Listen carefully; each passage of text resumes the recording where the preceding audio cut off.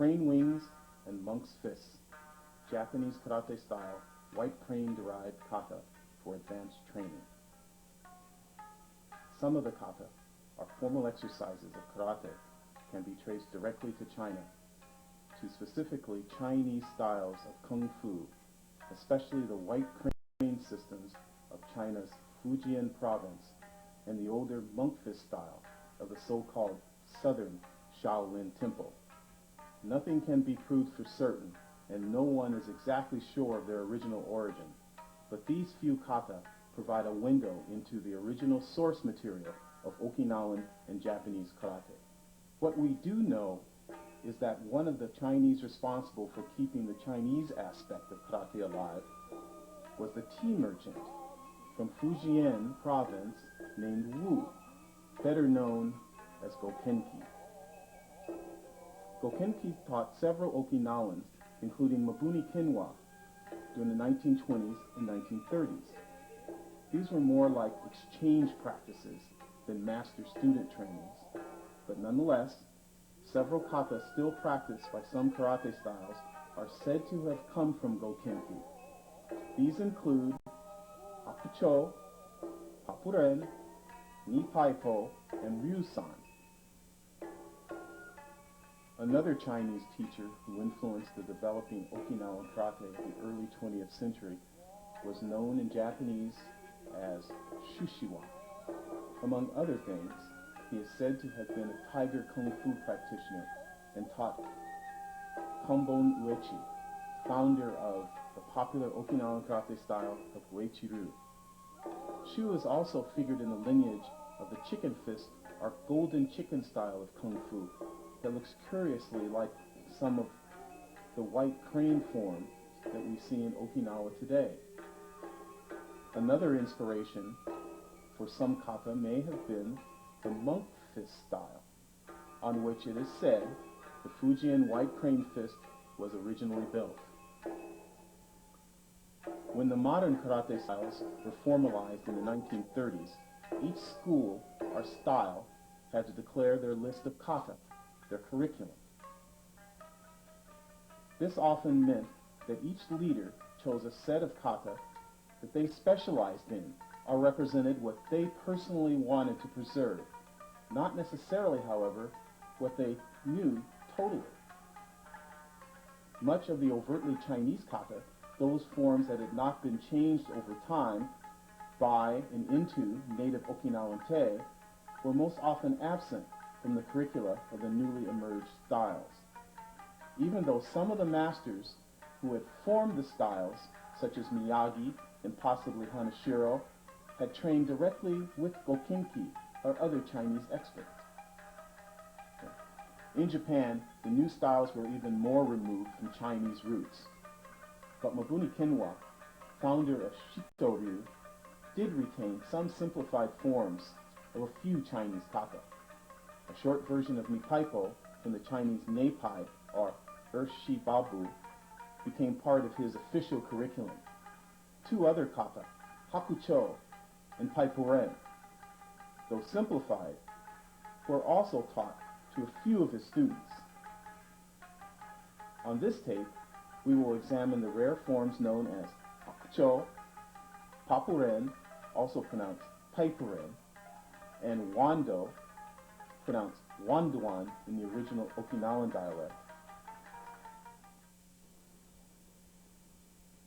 Hakucho and Papuren are Japanese versions of white crane kata and are rarely practiced even in Shito-ryu schools.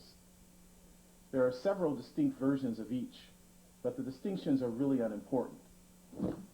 Wando or Wanduan may actually be derived from a monk fist kata that is much longer than what is seen today. Wando is found in only a few Japanese or Okinawan schools, and there are at least two versions of that kata, though short, that are remembered today. Neither can be said to be the original Chinese version. But that is really unimportant to training. What is important is the learning to be derived from their practice and the connection, however tenuous, to a very enriched past of martial arts. They are not for just watching or collecting on tape, but for doing and practicing and training. Only from practice can skill be derived. Again, we will practice Hakucho, a short form of Hakuzuru, or white crane kata. Then Papuren, also pronounced paipuren or happuren, which means 8 steps, or 8 consecutive steps. And Wando, originally known in the Okinawan dialect as Wanduan, meaning king's crown. It has been listed in several books and old Japanese language texts and institutions, but is not found very much. It was included in several books by famous Okinawan karate masters of the present, such as Hiroshi Kinjo and Sakugami Ryusho. It is sometimes called the Tomarite kata, but there is no historical record of this kata in the lineage of modern Tomarite groups. However, it is a very fine kata for learning consecutive techniques, and it should be practiced by modern practitioners who wish to develop their skills.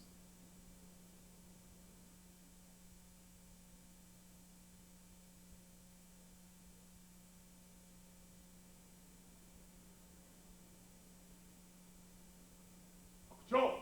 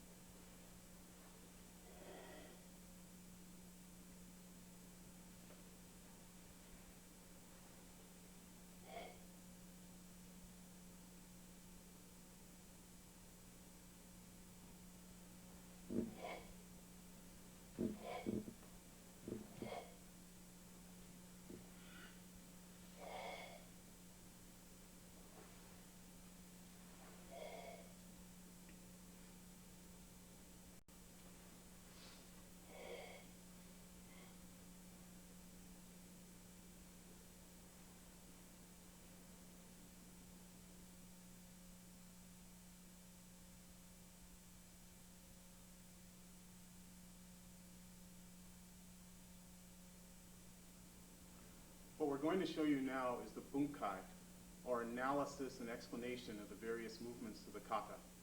First, Hakucho kata. Hakucho are white crane, often translated as white birds, will be a simple kata. It's very short and is nothing more than a little exercise that introduces the fundamentals of white crane fighting.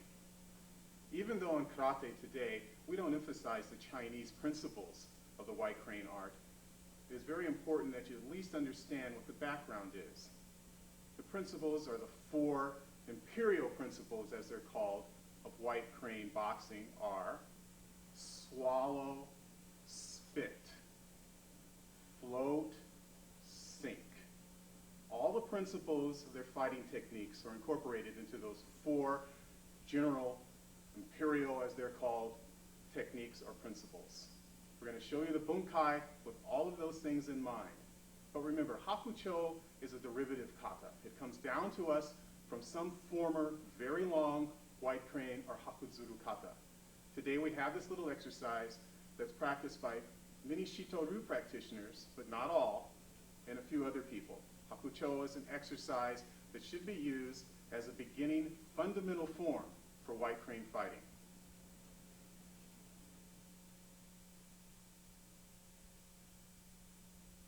The four fundamental or imperial principles, as they're sometimes called, of white crane boxing are first swallow, then spit, which is rebounding from the swallow, and float, which is pushing up, and sink, which is upending from the pushing up.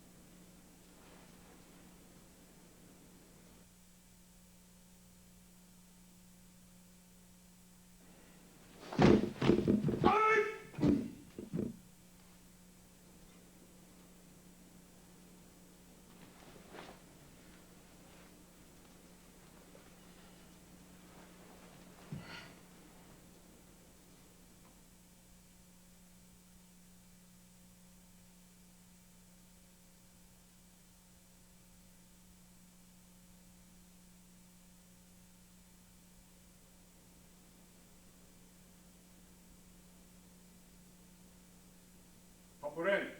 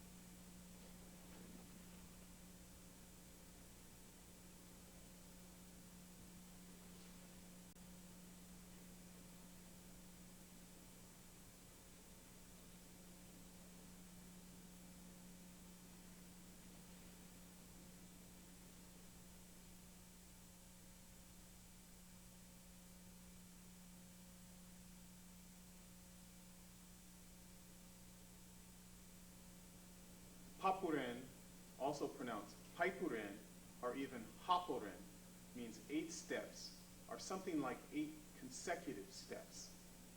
This is really a little understood kata and originates in China's Fujian province and the white crane boxing system there. It's still used, and this kata is one of the very few in karate that looks anything like the original Chinese form. The form that we're doing on this tape is not exactly like what's done in China today, but it follows the model and intent of that form very closely. Papuren is a breathing form, much like the Sanchin form that many karate people are familiar with. It really focuses in on the respiration and on projecting the internal energy and building that energy and then projecting it onto the opponent or simply using it as an exercise. Paipuren is used by a few Shitoryu style schools and just a very sprinkling of karate people in Okinawa and Japan only. Happuren, paipuren, or papuren, 8 steps.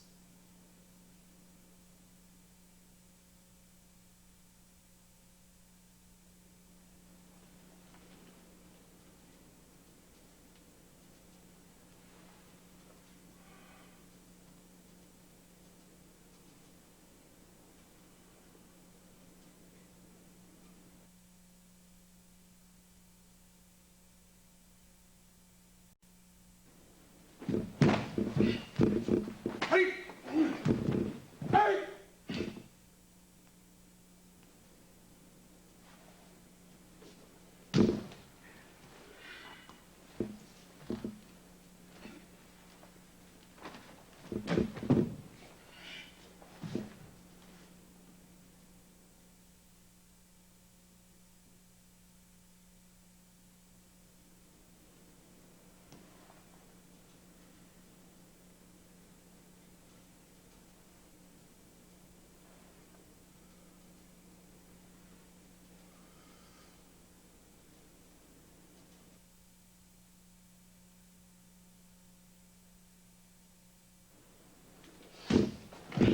Hey! Hey!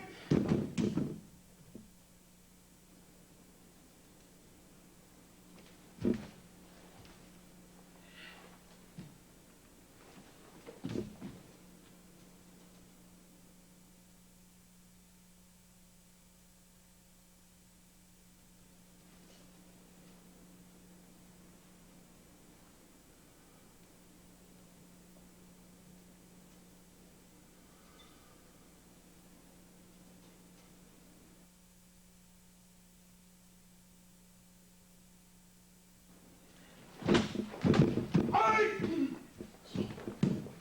Hey!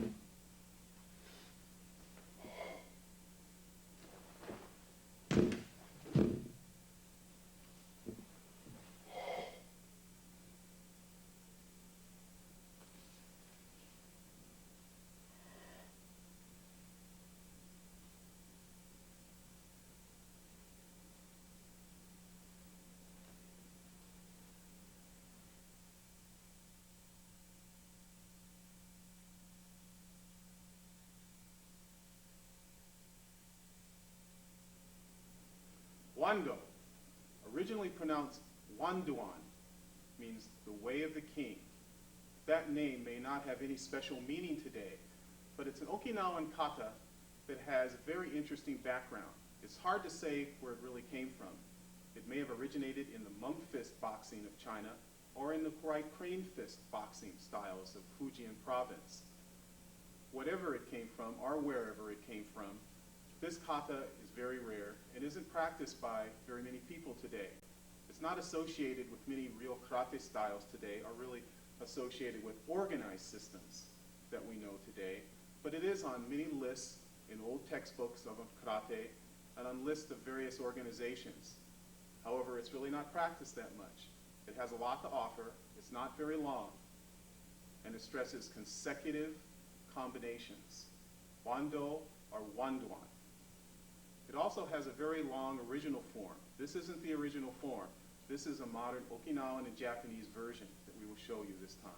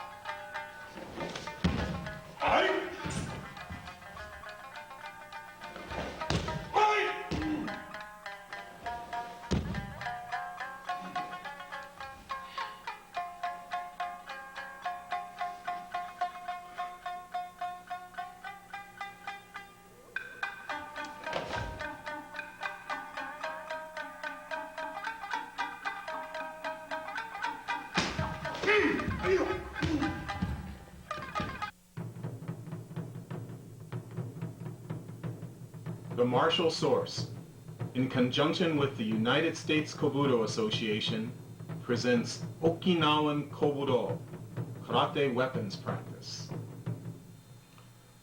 Karate weapons art, known as Ryukyu Kobudo or Kobujitsu, was developed by the same class of people who brought the world karate itself. These were mostly the retainers of the Okinawan kings and their descendants. From the 17th century on, they adapted farm, fishing, and milling tools for use as weapons by the bodyguards of the high-ranking lords and police forces of the castle towns.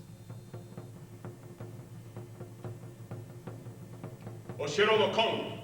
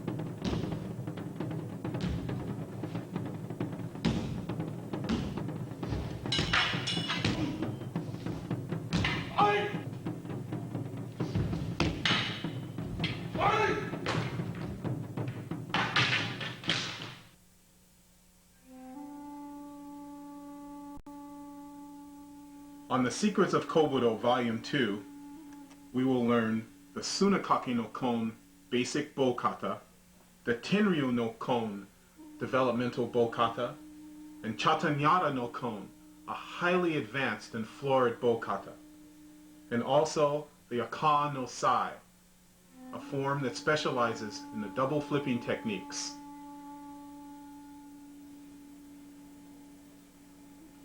Tsunekake no kon.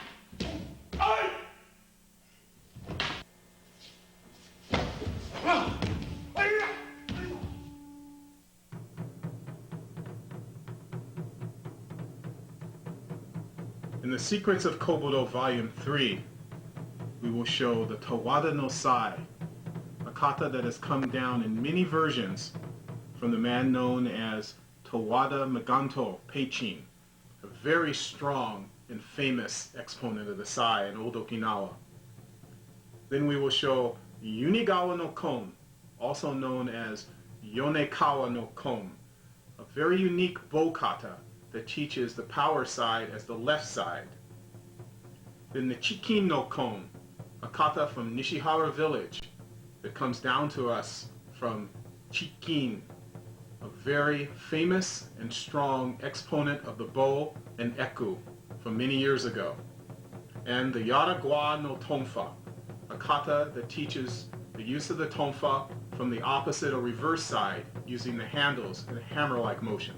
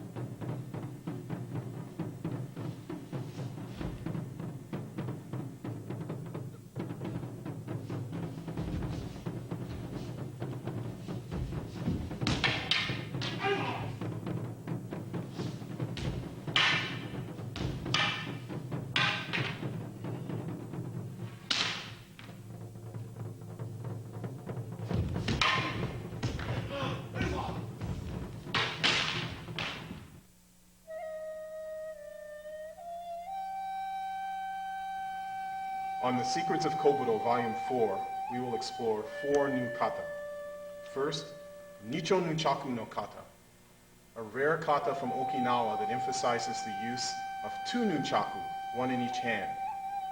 Then we will learn Arakaki no Kon, a bow kata that supposedly comes down to us from one of karate's most influential old masters of the 19th century, Arakaki Peichin Seisho. It is a rare and unusual kata. Then the Katin no Kon, another bow form that is quite rare today, but it's on the new list for competition on Okinawan Karate and Kobudo World Competition Tournament. Then the Matsuhiga no Sai, a kata that supposedly comes down to us from the Matsuhiga Shuri Castle gate guard tradition.